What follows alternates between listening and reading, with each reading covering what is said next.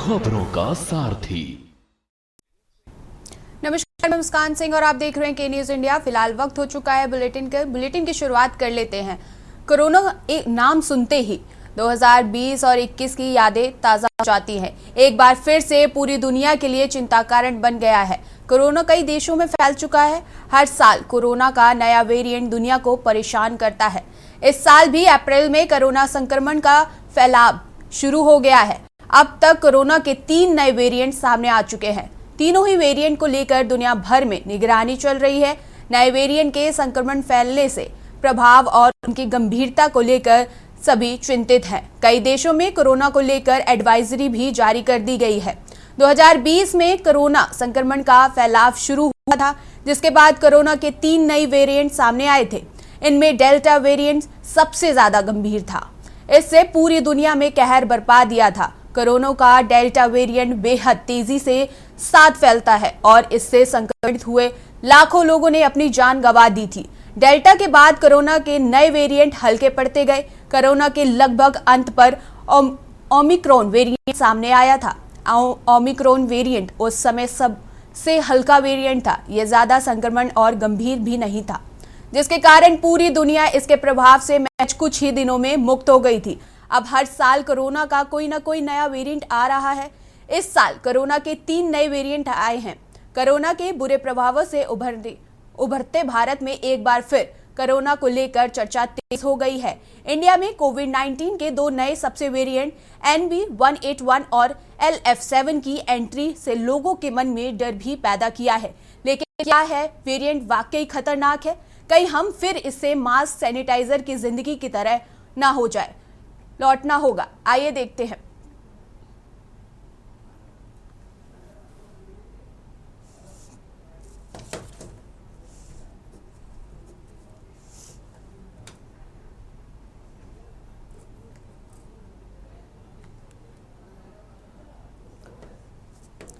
हमारे साथ अशोक द्विवेदी हमारे संवाददाता नोएडा से जुड़े हैं और राजीव कक्कड़ वरिष्ठ चिकित्सक भी जुड़ चुके हैं।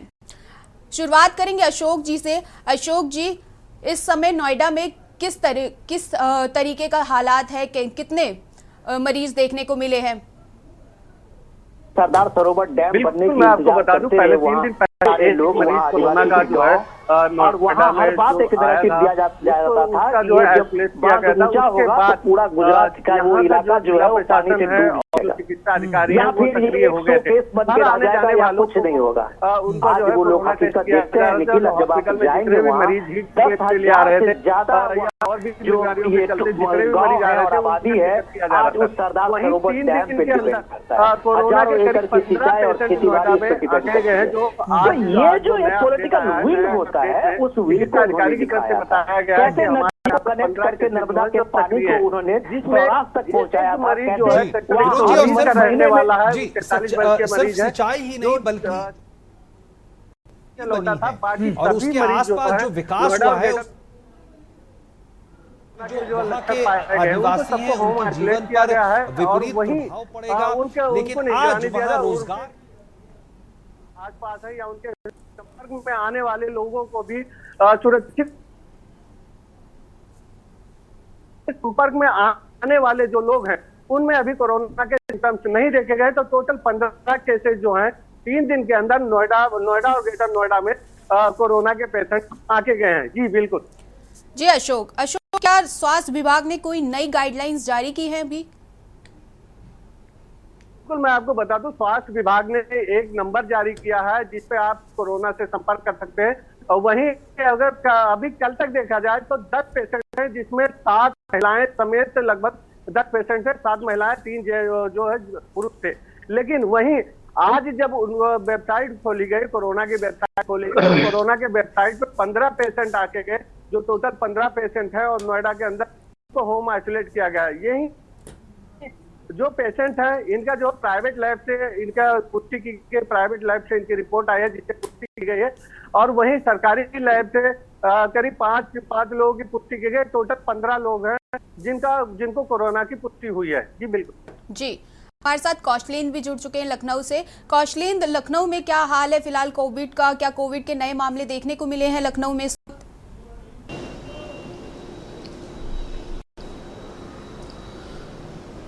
जी बिल्कुल, देखिए आपको बताएं, एक हफ्ते पहले जो है जो एयरपोर्ट अमौसी एयरपोर्ट पे जो है 4 ऐसे यात्री आए थे, जिसमें जो है 2 महिलाएं और 2 पुरुष थे। उनके अंदर जो है कोविड के लक्षण मिले थे, लेकिन उनको होम आइसोलेट जो है डॉक्टरों ने कर दिया, उसके बाद वो ठीक हो गए हैं। हालांकि अभी तक कोई ऐसा वेरिएंट उनको मिला नहीं कि जिससे जो है कि खतरे को भांपा जा सके। लेकिन हाँ, सरकार की तरफ से गाइडलाइन जारी कर दी है, अस्पतालों को अलर्ट भी कर दिया गया है। और कोविड के लिए जो स्पेशल देखिए, जो पहले वैक्सीनेशन हुआ, तमाम लोग जो है वो एहतियात भी बरतते हैं। आज भी देखिए कि अगर सड़कों पर निकलिए तो कुछ ऐसे लोग हैं, खास करके वो बुजुर्ग, जिनके अंदर कोई बीमारी के लक्षण है, जैसे जो है कोई शुगर के पेशेंट, हार्ट के पेशेंट है, लीवर के पेशेंट है, उनको एहतियात के लिए बताया गया है। लेकिन हाँ देखिए, क्योंकि मौसम में चेंज भी हो रहा है, लोगों को सर्दी जुकाम की परेशानियां जो हो रही हैं, और अगर वो परिस्थितियां अगर कोविड में परिवर्तित होती है तो लोगों के लिए जरूर परेशानी होगी।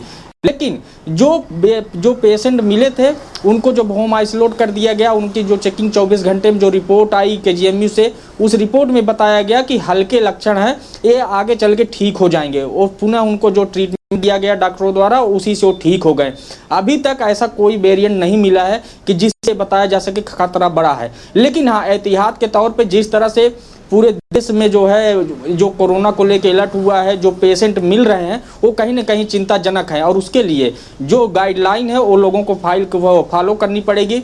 फिर हो सकता है कि अगर पेशेंट बढ़ेंगे तो उसके लिए नई गाइडलाइन जो है जारी हो, क्योंकि केंद्र सरकार ने सभी राज्यों को ये कह दिया है कि कोरोना की जो नए वेरिएंट हैं, जो लोगों में लक्षण मिल रहे हैं, उसको लेकर एहतियात बरता जाए। और राज्य सरकारें अपने राज्यों में जो स्वास्थ्य सेवाएं हैं उनको अलर्ट मोड पे रखें। जैसे पहले जो कोविड सेंटर बनाए जा रहे हैं उनकी भी तैयारी कर लें, जिससे अगर कोई समस्या होती है तो उससे निपटा जा सके। जी कौशलिन, क्या अस्पतालों में बेड और ऑक्सीजन की अरेंजमेंट की गई है? क्योंकि अगर हम पिछली बार की तादाद में देखें तो कहीं ना कहीं ऑक्सीजन की कमी पड़ गई थी और बेड्स की भी कमी पड़ गई थी, पर इस बार पहले ही भारत में भाप लिया गया है कि कोविड फैल रहा है, तो क्या उस तरीके से तैयारी पूरी की गई है?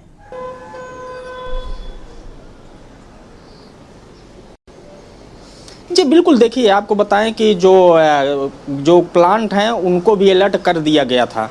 आप देखिए, क्योंकि जो 2 साल लोगों ने जो कोरोना को झेला है, जो देखा है, चाहे वो राज्य सरकार हो चाहे केंद्र सरकार हो, तो उनके लिए कहीं ना कहीं वो जो है एक सीख जो है दे गया है। इसलिए पहले ही ये तैयारी कर ली गई है। लोगों को लिए ऑक्सीजन की जैसे व्यवस्था है, जो ऑक्सीजन प्लांट उनको भी उस मोड में ला दिया गया है कि अगर ज़रूरत पड़ी तो आप ऑक्सीजन सप्लाई के लिए तैयार रहिएगा। वो भी तैयारी कर चुके हैं। जैसे जो कोई पेशेंट है, अगर कोई समस्या है, अगर कोई बीमार है, अगर वो हॉस्पिटल जा रहा है, तो सबसे पहले उसको कोविड की जो रिपोर्ट है वो दिखानी पड़ रही है कि हाँ कोविड आपको हुआ, और अगर नहीं करवाया है की जांच भी हो रही है। हालांकि 24 घंटे के अंदर रिपोर्ट लोगों तक पहुंच जा रही है, डॉक्टर भी रिपोर्ट मंगवा रहे हैं।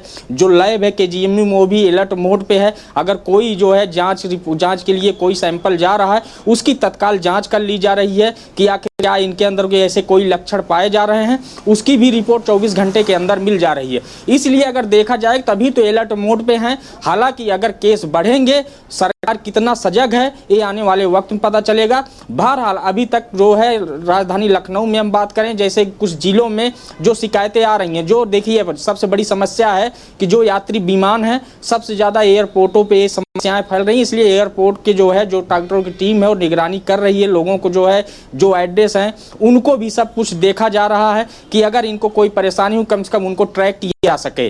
तो ये सब पूरी जो है तैयारी कर ली गई है। हॉस्पिटलों को सबसे बड़ी बात कि हॉस्पिटल की सबसे बड़ी भूमिका होती है, डॉक्टरों की सबसे बड़ी भूमिका होती है, उनको भी अलर्ट कहने के लिए किया गया है। पिछले जो 2 साल कोरोना में जो सीख मिली है, जो एक्सपीरियंस है, उसको देखते हुए लोगों को कहा गया है कि कम से कम वो चीज़ें ना हो पाए कि जिस तरह से जैसे जो लॉकडाउन लगा, लोगों को किस तरह से झेलना पड़ा, वो समस्या न उत्पन्न हो। इसलिए पहले से ही इन सब चीज़ों की निगरानी की जा रही है, मॉनिटरिंग की जा रही है। और जो संस्थाएं हैं कार्यदायी, उनको भी ये कहा गया है कि आप अलर्ट मोड पे रहिए। जी कौशल, हमारे साथ शाहिद खान भी संवाददाता हमारे रुद्रपुर से जुड़ चुके हैं। शाहिद जी, इस वक्त रुद्रपुर में कोरोना को लेकर क्या हाल है, किस तरीके की गाइडलाइंस दी गई हैं सरकार की तरफ से? शाहिद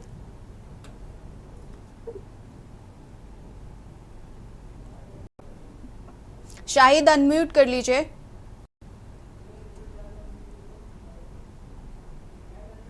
शाहिद अनम्यूट करिए।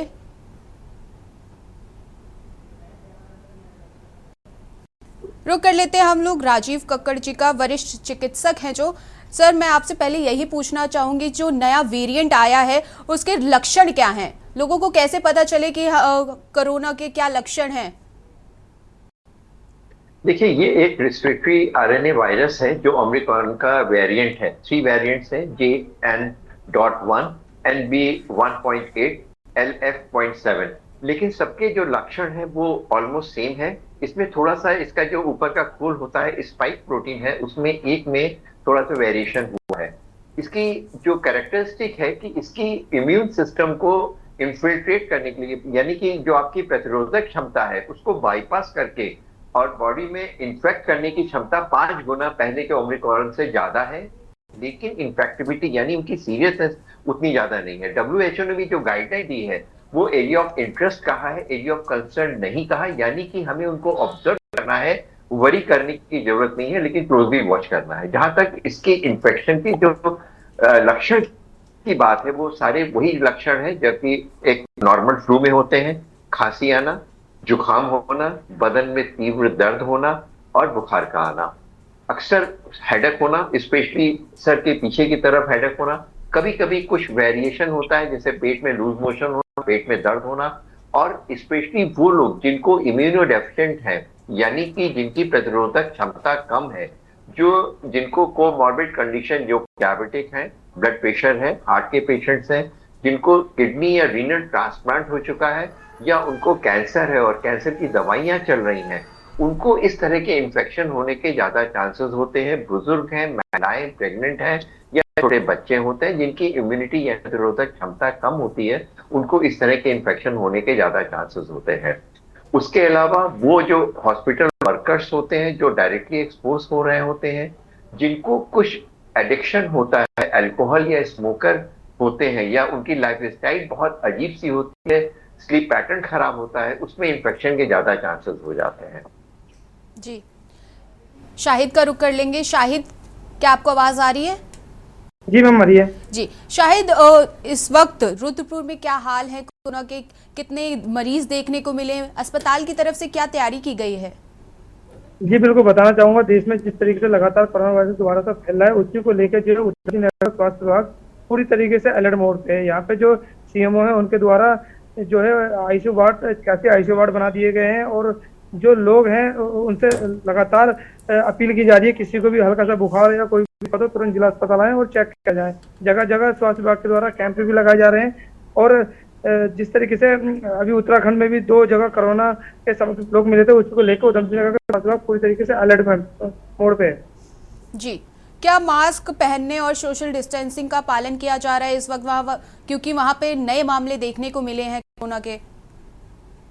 जी बिल्कुल, जिस तरीके से देखा जा रहा है कि अब बीच बीच में लोगों का अवेयरनेस किया जा रहा है कि घर से जो बाहर निकले तो मास्क पहन के निकलें और लोगों से थोड़ा दूरियां बनाए। जब जरूरी काम हो तभी एक दूसरे से मिले, नहीं तो अपने ऑफिस का काम करता है ऑफिस में रहे या घर में रहे।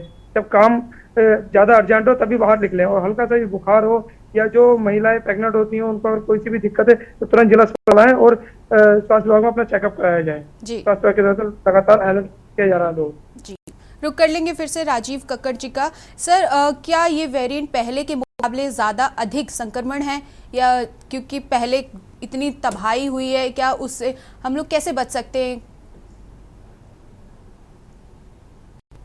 ये आपकी बात ठीक है। जैसे अभी हमने बोला है कि इसमें 5 गुना ज्यादा इन्फेक्शन होने की क्षमता ज्यादा है। यानी कि एक आदमी जो इन्फेक्शन करेगा वो करीब, वैसे भी एक आदमी जब इन्फेक्शन करता है खांसी के द्वारा या बोलते हुए, ये माउथ टू माउथ इन्फेक्शन होता है, ड्रॉपलेट इन्फेक्शन करता है जो लंग में जाता है, तो 15 लोगों को, 17 लोगों को एक आदमी इन्फेक्ट कर सकता है। और इन्फेक्शन की ये, जैसा हमने कहा है, इसकी प्रतिरोधक क्षमता इम्यून सिस्टम को पेनिट्रेट करके यानी बाईपास करके 5 गुना ज्यादा इसमें क्षमता है। यानी इन्फेक्शन तो करेगा, लेकिन अभी तक ऐसे केसेस नहीं आए हैं जो कि फैटल हो। जो डेथ की जो बात हुई है वो लोग हैं जिनको कोमॉर्बिड कंडीशन थी, यानी कि उनको और भी दिक्कतें थी, जिनको डायबिटीज है और उनको इन्फेक्शन, और भी इन्फेक्शन हो गया, वो जाकर के वेंटिलेटर पे या उनकी डेथ हो गई है। एक अलग चीज है। डायरेक्ट इसका अभी तक कोई ऐसे नहीं है जो कि बहुत फैटल हो। तो डरने की जरूरत नहीं है। एक आदमी अगर हम 14 या 15 या 17 लोगों को इन्फेक्ट कर सकता है, तो सबसे बड़ी चीज है कि जो इन्फेक्टेड है उसकी अपनी रिस्पॉन्सिबिलिटी है, वो अपने आप को आइसोलेट कर दे। जिसको खांसी जुकाम हो रहा है, अगर वो मास्क का प्रयोग करे या अपने आप को आइसोलेट कर दे, तो कम से कम वो अपने आसपास के 14, 15 या 17 लोगों को इन्फेक्ट नहीं करेगा।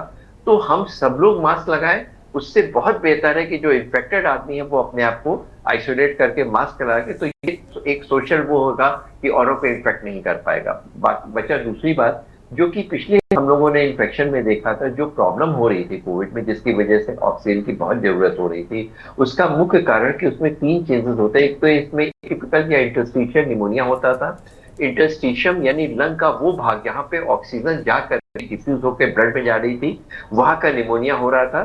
ब्लड में क्लॉट बनते थे, वो जाकर के आर्टरीज को ब्लॉक करते थे, जिसकी वजह से डेथ या हार्ट फेलियर होता था। उसके अलावा और तरह की डिफरेंट ऑर्गन्स को इंफ्लेमेटरी मीडिएटर्स होते हैं, डिफरेंट ऑर्गन को डैमेज करते थे। वो चीज अभी इसमें नहीं पाई गई, लेकिन क्योंकि ये वायरस म्यूटेट होने की इसको क्षमता होती है, यानी अपनी आकृति बदल करके इसको कितना फैटल आगे चल के हो जाता है, इसलिए जरूरी है कि इसको ज्यादा इन्फेक्ट ना होने दें। जब ये एक आदमी से दूसरे आदमी या आदमी से जानवर और जानवर से फिर आदमी में आता है, तो इसकी क्षमता इन्फेक्ट करने की बढ़ जाती है और फैटल हो सकता है। इसलिए अगर इसको शुरू में ही रोक दिया जाए तो ऐसी आशा है कि बहुत ज्यादा लोगों को इन्फेक्ट नहीं कर पाएगा।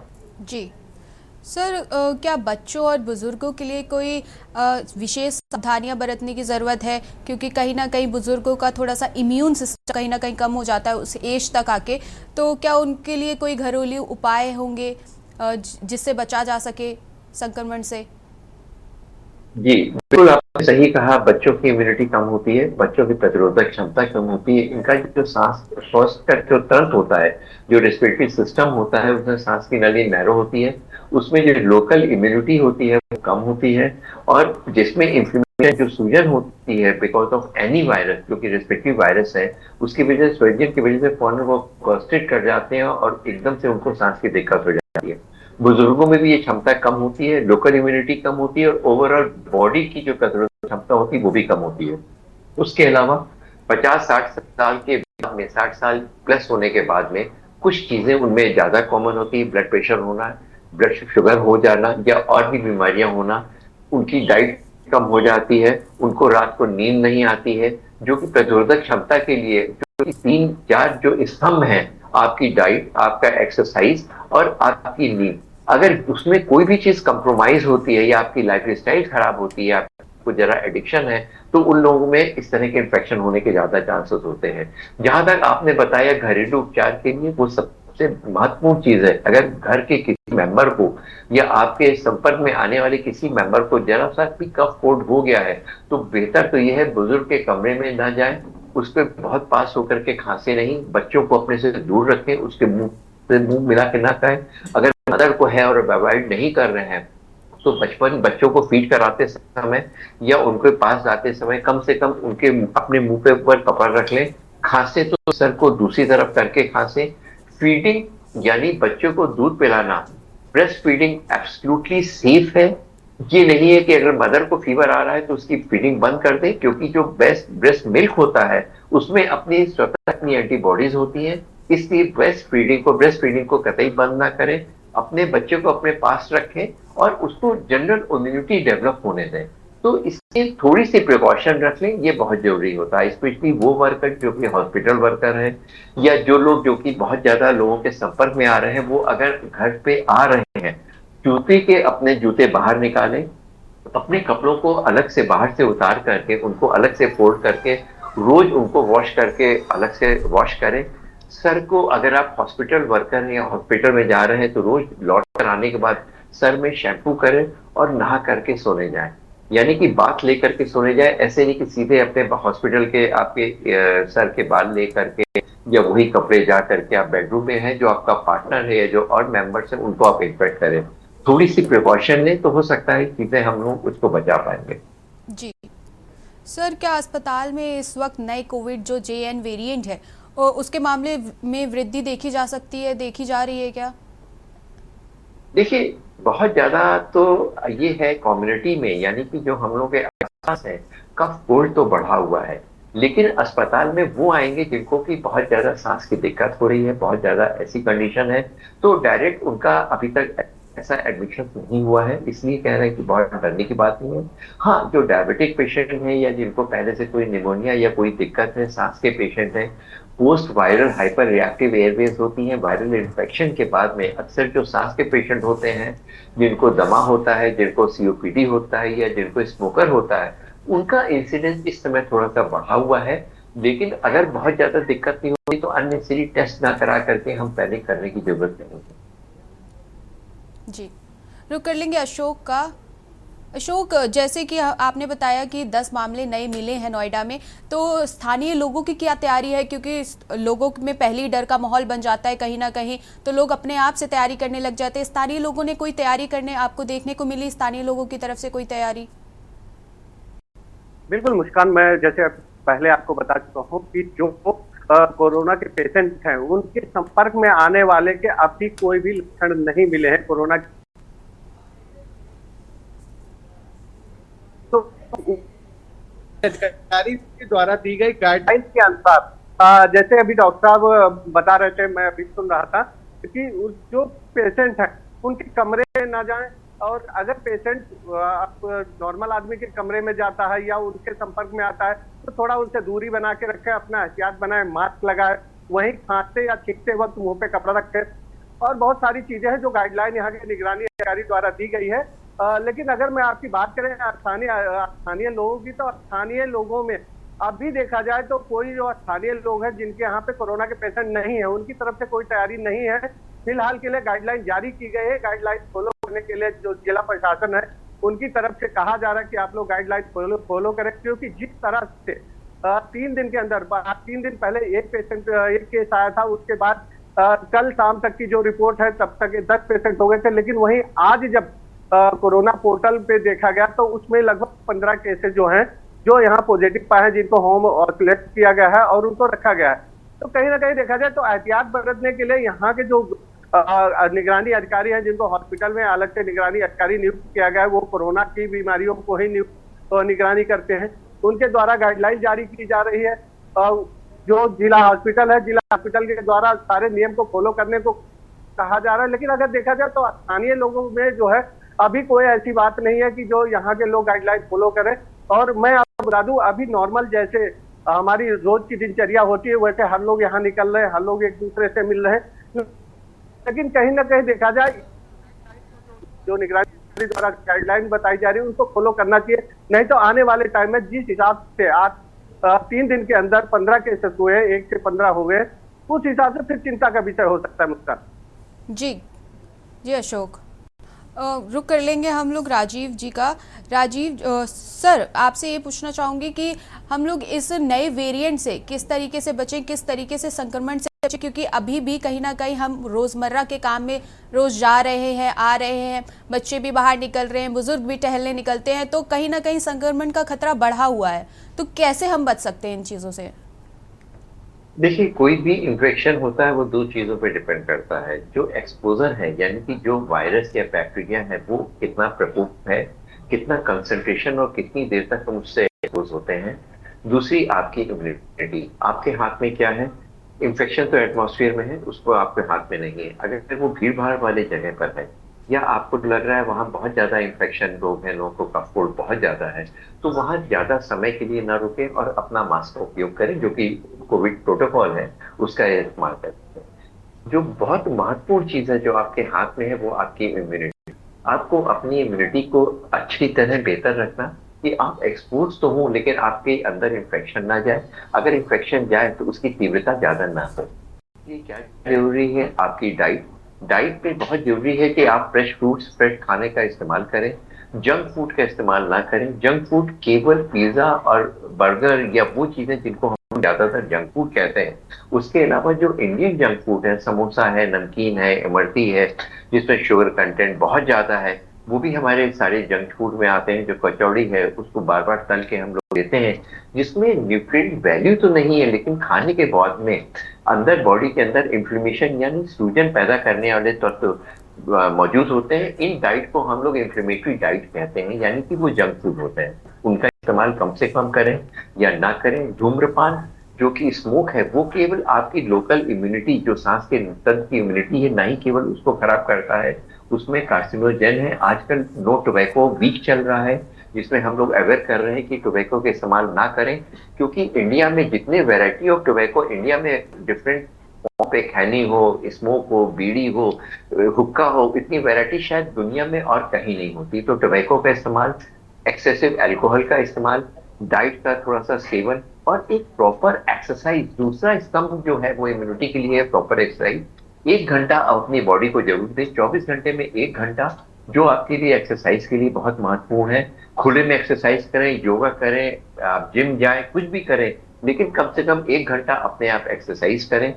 मस्तिष्क को शांत रखना वो भी एक बहुत जरूरी है। बहुत ज्यादा टेंशन ना करें, योगा या कंसंट्रेट करके अननेसेसरी टेंशन ना करें, उसको अपने आप को कंट्रोल करें। उसके अलावा डाइट और इसके अलावा एक बहुत महत्वपूर्ण चीज है वो नींद। 8 घंटे की एडल्ट की नींद, जो छोटे बच्चे हैं उनकी हमेशा ज्यादा नींद की आवश्यकता होती है। इन्फेंट होते हैं 12-16 घंटे तक की नींद की जरूरत होती है। अदरवाइज 6 से 8 घंटे, कम से कम 7 से 8 घंटे एडल्ट को नींद की जरूरत होती है। बुजुर्ग को भी उतनी घंटे की नींद की जरूरत होती है। ये जरूरी है कि वो रात की नींद हो।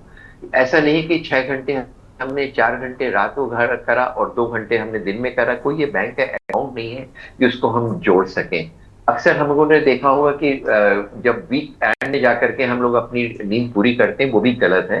डे की डे हम लोग नींद अपनी पूरी करें, जिससे आपकी इम्यूनिटी डेवलप होती है, बॉडी में प्रतिरोधक क्षमता बढ़ती है और इन्फेक्शन किल करने के लिए एंटीबॉडी ज्यादा बनती है। तो ये 2-3-4 चीजें हैं, अगर हम कर लेते हैं तो शायद हम इन्फेक्शन को अवॉइड कर सकें। जो इन्फेक्टेड लोग हैं, जो कि हमने बताया, अपने आप को आइसोलेट करके मास्क का उपयोग करें। डरने की जरूरत नहीं है। एक जमाने पे हम लोगों ने लॉकडाउन करा था, उससे लोगों को नहीं केवल इन्फेक्शन की वजह से बल्कि उनको जो फाइनेंशियल प्रॉब्लम हुई थी वो एक अलग चीज है। बहुत